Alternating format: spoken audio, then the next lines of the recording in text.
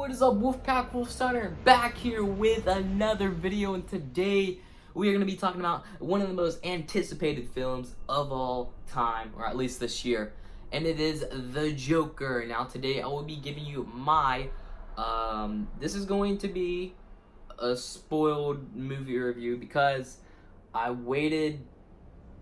I'll put it this way: if you guys haven't seen the movie, what are you doing? Go see the movie. So I'm gonna make this a spoiled movie review. That's why I waited a few days after it came out to make it, because I was actually gonna make this video on the first day it came out, but I'm guessing a lot of people haven't seen it yet, so I tried to wait a couple days. But this video will contain spoilers. Now, anyways, let's go ahead and jump right into it. So the movie starts off kind of weird. I think one of the most weirdest things, and it's almost awkward, is when he's just sitting there laughing. Like, I mean, he's sitting there laughing at his counselor or whatever for like a good 2 minutes in the movie, and it's a little. They could have made it a little shorter. That was like my only. I think there's like 2 reasons why I did not kind of like this movie, but for the most part, this might be my new favorite movie. It is insane. It definitely lived up to my expectations. It was way better than I thought. Joaquin Phoenix did an outstanding job at playing the role of the Joker, and after, seeing Jared Leto, it's like nothing can beat Heath Ledger's appearance. I mean, Jared Leto's probably the worst Joker of all time, and a lot of people can agree with that. But anyways. So there was a few little awkward phases in the movie, but I mean, it did make sense, but it just wasn't my thing. Like the whole dancing, after his first kill, when he killed the 3 guys on the subway, went to the bathroom and started dancing. It wasn't my thing. It was a little awkward. He did it for a little too long. So I didn't really enjoy the whole dancing and stuff like that. Another thing that I did not enjoy, we are going to go ahead and get rid of the, the bad parts, so the whole thing is not all scattered around. Okay, so just bear with me. I'm not hating on the movie at all. This is just a couple little things that I didn't really enjoy. But the other thing was the music wasn't the best soundtrack. I mean, there was a lot of good parts, but there's also a lot of bad parts. I mean, for example, when he was in the bathroom dancing, the music, I didn't like that. Weird. It was almost like I don't know what it was, but it was some weird instrument or something, but I didn't enjoy it. It wasn't my thing. But on the other hand, the music, when he killed Murray, how about another joke, Murray? I should say, I like the music building up to the suspenseful music. I enjoyed that, but for the most part I didn't really enjoy the whole soundtrack of the movie. But now let's get into the good parts. I mean, the rest of the movie was outstanding. Definitely movie of the year for me, definitely. And I think it might be my new favorite movie. It was insane. My last favorite movie was It, the first one, not the second one. The second one wasn't that great in my opinion, but the first one, I went to the movie theater, saw it like 3 or 4 times. So, and I've seen it 20 times at least since it came out on DVD, probably more than that. I've probably seen it at least 50 or 60. I know every line of the movie for sure, but after seeing the Joker movie, this might be my new favorite movie. So let's go and get on to the good parts, which is pretty much the whole movie, like I said. I loved Joaquin Phoenix's laugh. I mean, I gotta get that out of the way. He did a really good job with the laugh. And he did it he made it look good. It didn't look fake at all. It didn't look like a fake laugh or whatever. Like, he made it look like he actually had that condition of him, laughing or whatever. Joaquin Phoenix, I must say, he nailed this role. A lot of people we were expecting it to be pretty good, but not this good. Let's be honest, guys. He took it to a whole nother level.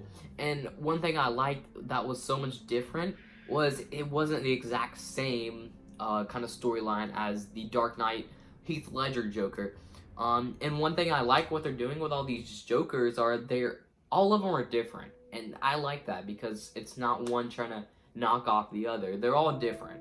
I will say the looks kind of reminding me of Heath Ledger, but after you've seen the movie, it fits it. It fits Joaquin Phoenix, and I really enjoyed the look of the Joker because I like the clowniness more. Like, a lot of people will hate when I say this, but I loved Jack Nicholson Joker almost, if not better than Heath Ledger. Heath Ledger, okay, he was a better actor for sure, but the Joker character itself, I enjoyed Jack Nicholson's because the Joker to me, it's not so much a dark person, but it's got to have a lot of like funny laughter to it. Heath Ledger, he did have a little bit of laughter, but I feel like it was all dark. But Joaquin Phoenix nailed it. It was there was so much humor and gags and stuff, but also there was a lot of violence, especially towards the end of the movie, and that's what I loved. It was an awesome mix of the two characteristics themselves, and it just made it. I'll be honest, Joaquin Phoenix, my new favorite Joker, for sure. A lot of people say Heath Ledger is still the best.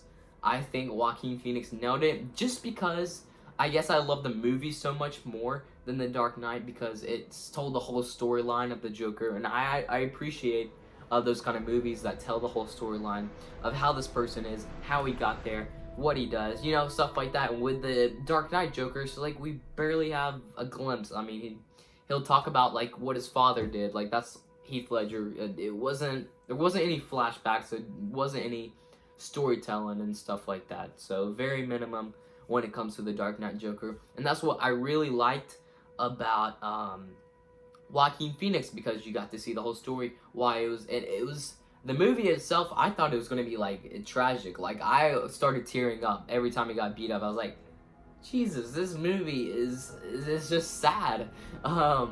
So it was really sad at first, and a lot of people can agree with that.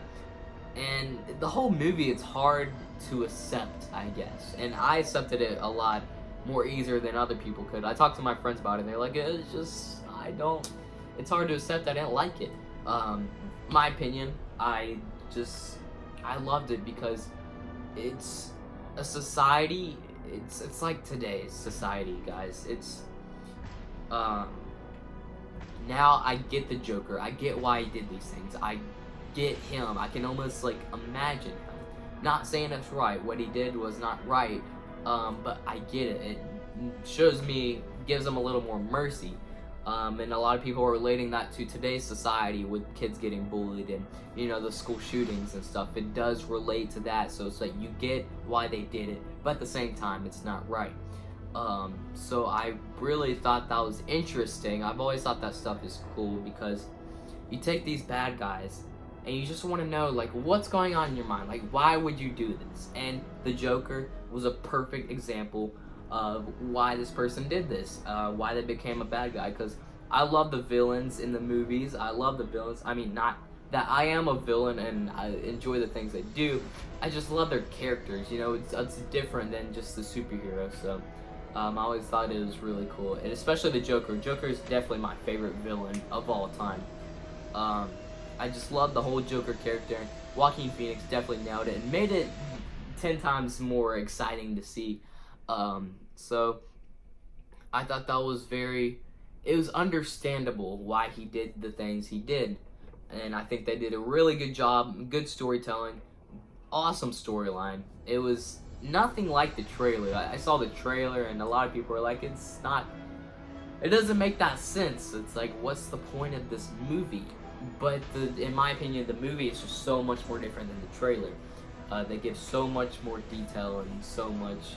It's very straightforward, and I love that because yeah, it's a really nice movie.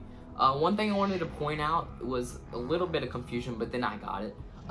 You know, the parts when he was hallucinating and I forgot his girlfriend's name or whatever, or his neighbor, but she was fake. The whole affection and stuff was fake, and I was just hallucinating, because when he wants attention, or when he gets attention, he basically takes that in a whole different level. So when the girl said something to him on the elevator, did the little shoot herself thing, he took that and hallucinated and made it so much more bigger than what it really was. So I understand it after seeing the movie, and it, like, kind of, I got it towards the end. But at the time I was like, what? That wasn't real. So I thought that was pretty cool that he took that and, you know, made it something bigger than it wasn't yet. So he also did that with the Murray Show, that morning show. He did it the first time when him and his mom were watching it. So that was all fake. I kind of knew that was all fake. And then there's a lot of, like, controversy with whether his mom's relationship and him was fake, because maybe he didn't even get that. Maybe he was hallucinating that the whole time. So I thought that was really interesting and a good little plot twist in the movie. So that's another reason why it's so sad, because it's like, oh, he finally has hope. He finally has someone that's giving him attention, and then it's just not real, you know? So I thought that was another sad thing in the movie. Now let's get on to The Killing. Now that was... Oh, I talked to a lot of people, I'm in group chats about this movie. The kills were the most realistic things I've ever experienced. Every single person I've talked to about that has agreed. So what are your thoughts on, like, the kills? Every time he killed someone, it felt real. It felt so more realistic than a regular movie. It felt like we were there, and it left me in complete shock. Especially on the Murray, when he killed Murray. That was the most realistic scene I've ever experienced in my life. When he shot him in the face, it was ridiculous. And let me play the clip right here. Police, I'll tell you what you get. Call the police. Get what you fucking deserve.